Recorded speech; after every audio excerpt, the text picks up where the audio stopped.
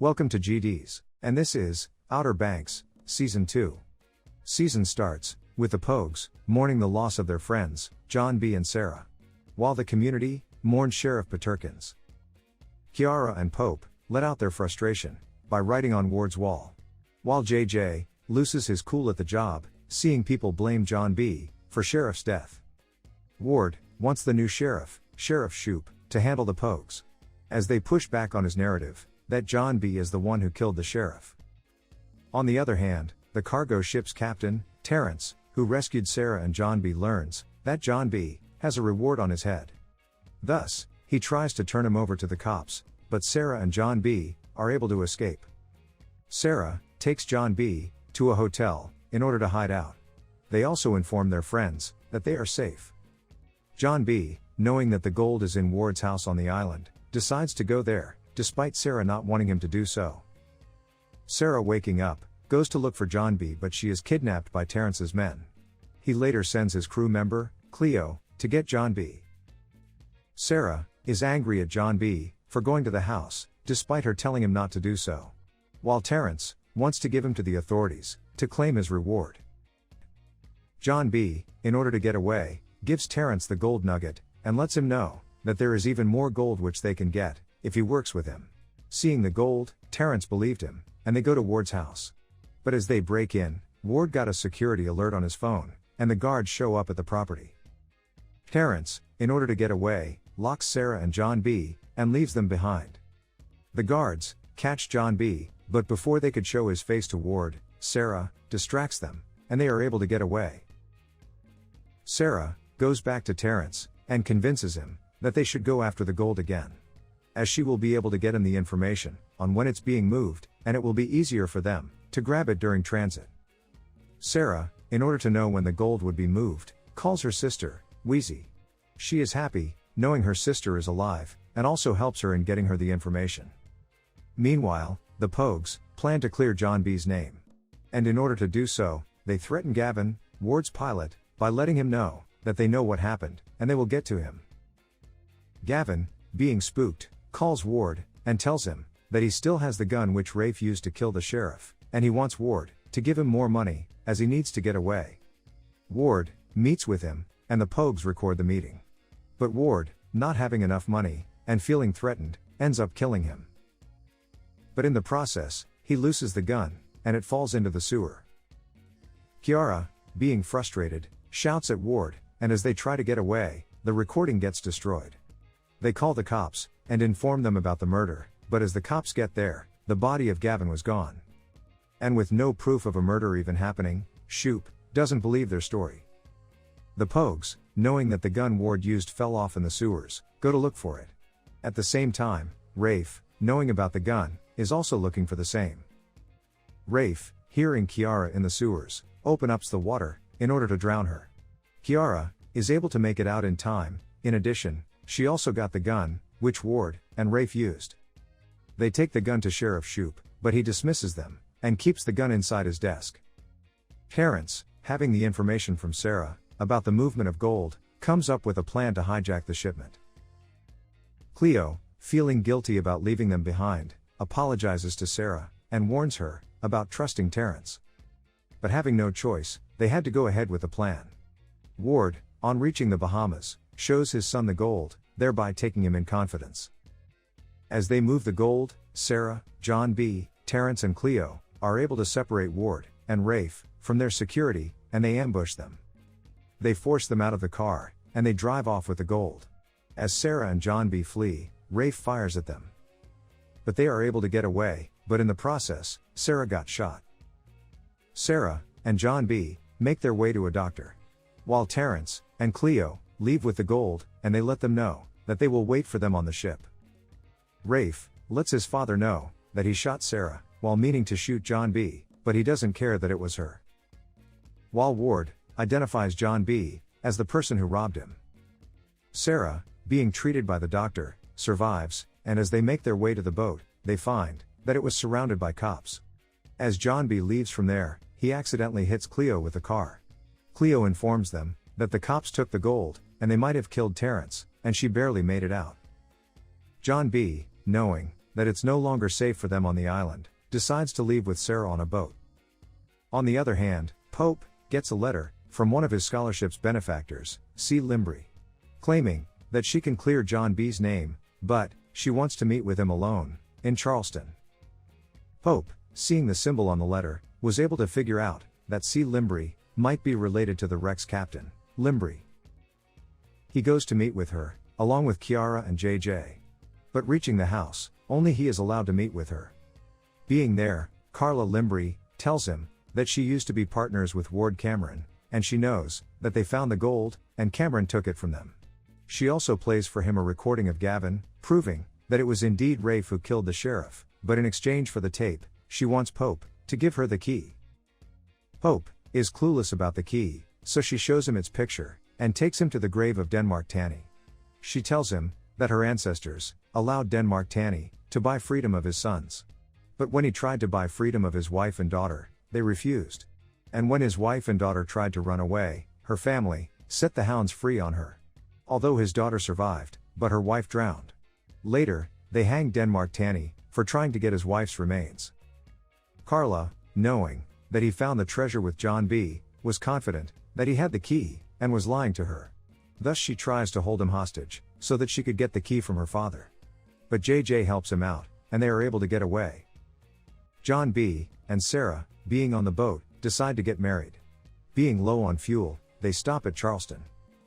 In Charleston, they steal some money to get supplies. As they get the supplies, they are chased by the person from whom they stole.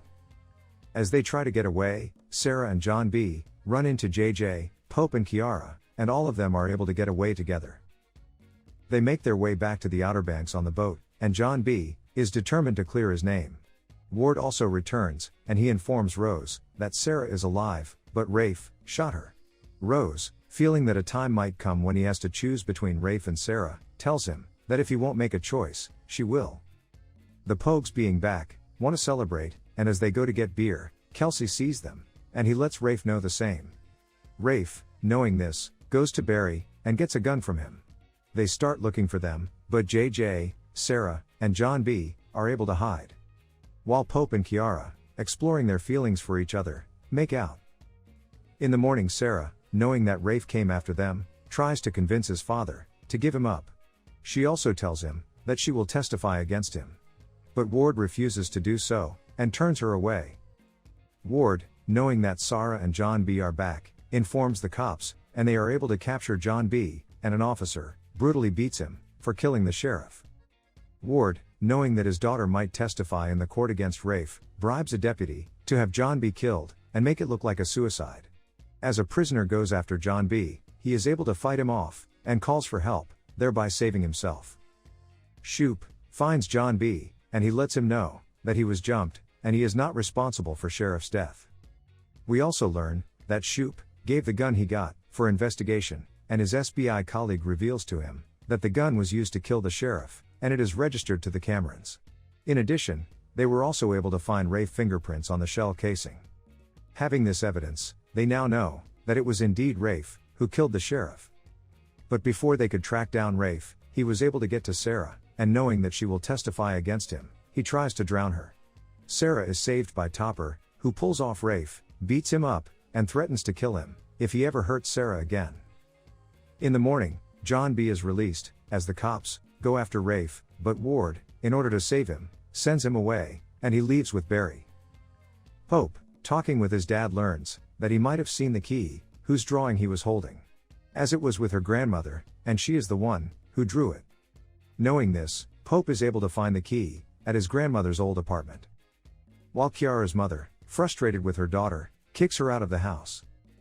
John B., being free, joins his friends, and seeing Sarah return with Topper, he gets insecure. While Pope and Kiara decide to be just friends. Limbri's man, Renfield, attacks Pope's dad in order to find the key. As Pope finds him, he wants Pope to meet with his grandmother in order to know more about the key. Pope, on talking with his grandmother, learns that Denmark Tanny and his wife were their ancestors, and she hid the information from them, as she did not want her family to go after the Limbris. We also learn that Renfield is Carla Limbri's half-brother, and as they corner Pope and the others, John B. gives her his dad's old key, and Pope exchanges it for the tape. John B. gives the tape to the cops, who now have enough evidence to go after Ward. Ward, knowing that the cops are coming after him, goes on his boat, blows it up, and ends his life, instead of giving up. Sarah, seeing this, is quite broken. She is comforted by Topper as she cries, while John B. stands on the dock looking conflicted. Later, in a recorded confession, Ward admits to killing Big John and Gavin. He also confesses to killing Sheriff Paterkin, thereby allowing Rafe to walk free. Sarah, being hurt by seeing John B.'s reaction to his father's death, ends her marriage with him. And finding peace with Topper, she goes to stay with him. Back in the school, the history teacher gives Pope Denmark Tanny's diary, which reveals that the cross of Santo Domingo, the artifact which the key leads to, was on the Royal Merchant. They also learn from the diary that Captain Limbri of the Merchant stole the gold and the cross from a Spanish vessel that was on fire. Later at a bonfire, both John B. and Sarah try to make each other feel jealous. And it leads to a fight. While Carla, learning that the key they gave her is a fake, sends Renfield to get the real one. Renfield, having backup, is able to take the real key from Pope. Rafe and Rose learn that Ward didn't leave behind any records of the gold or any money, and they are broke. Rafe, in anger, punches the wall, revealing an artwork behind the wallpaper. Limbri, having the key, shows up at Tannyhill and asks Rafe to show her the island room. While Sarah, returning home and seeing the room ransacked, knows that it is the island room that Pope has been looking for. She informs the group about the room, and they learn from Wheezy that Limbri was there earlier. Pope and JJ are able to deduce from the island room and Denmark's last words that the treasure is buried under a tree named Angel Oak, which is near the Freedmen's Church that Denmark built for the slaves he freed. As they reach the tree, they find that Rafe, along with Limbri, were already there and digging for the treasure. But instead of finding a cross, they found the remains of an old body, and they leave disappointed. Pope, seeing the remains, knows they are of Denmark's wife, the true treasure. They bury her again, so that she could rest. Being there, JJ notices a hole in the tree, similar to Denmark's drawing in the island room. And he is able to find a spyglass hidden inside it. As they look at the spyglass, it reveals a clue to them, and they now know that the cross is hidden at the church. On their way back, John B.'s van gets stuck in the mud. Kiara, along with JJ, steals her dad's truck to get it out. As JJ goes to collect tools from his house, he finds his dad there, who intends to leave the island and never come back. He asks for JJ's help in doing so. JJ, despite getting late, decides to help out his father, and says his final goodbye to him. After getting the van out, they finally reach the church. At the church, Pope gets an idea when he sees wooden crosses above them through the spyglass. He climbs up, and uses a crowbar to reveal the cross, under two hollow beams. But in the process, Pope was stung by the bees, and he falls. He also has an allergic reaction to the bee sting. The Pogues leave the cross behind, to get help for Pope's allergic reaction. Not aware that Rafe and Renfield have followed them there. The Pogues are able to get Pope an epinephrine dose, and it causes him to be high on adrenaline. As a result, Pope loses control of the truck, and they meet an accident. As they get out, they see Renfield driving away in a truck, and on reaching the church, they find that the cross was missing. Pope, tired of the Limbris trying to steal his family legacy, decides that he will go after the cross, and the rest of them join him. But as they return, the cops were at the accident site, and with Kiara's father reporting the truck to be stolen, they take her with them. Kiara, being home, tries to explain her side, but her parents let her know that if she doesn't listen to them going forward, they will send her away to school for troubled teenagers. Renfield takes the cross to Limbri, and we find out that the key opens the cross, and it is known to have a cloth, which heals whoever touches it, and that is why Limbri was so desperate to get it, as it could help her get free of her ailments. But as she opens the cross, she finds that the cloth was eaten by bugs. Renfield makes fun of her, and Limbri lets him know that he won't be getting any inheritance. Renfield tells her that he doesn't need inheritance, as now he has the cross, and he refuses to help her. But as he tried to make his way out, Limbri kills him.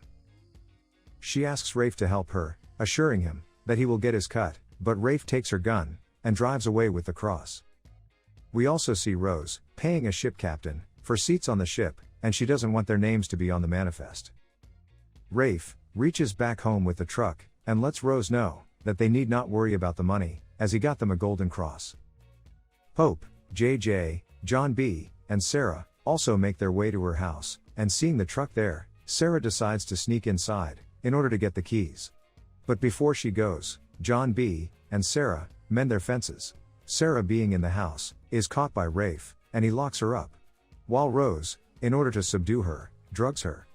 Rafe leaves with the cross, and Pope decides to go after him. While JJ and John B, seeing Rose take a drugged Sarah with her, go after her. Rafe gets rid of Renfield's body. While Pope confronts him, they get into a fight, but Rafe is able to get away with the cross. Pope, being injured, calls Kiara for help. Kiara, despite knowing the consequences, goes to help him out. While JJ and John B see the Camerons board the ship along with the cross, and Sarah, who is being taken unwillingly. Pope and Kiara also catch up with them, and they decide to get on the ship. Pope causes an explosion, and they hide in a container being loaded on the ship. As the ship leaves the shore, we learn that Ward is still alive and on board the ship. Sarah, seeing him, is angry with him for making her go through the trauma. Ward was able to calm her down, and he tells her that he got away using the scuba equipment on the boat, and it was the only way for him to keep Rafe free.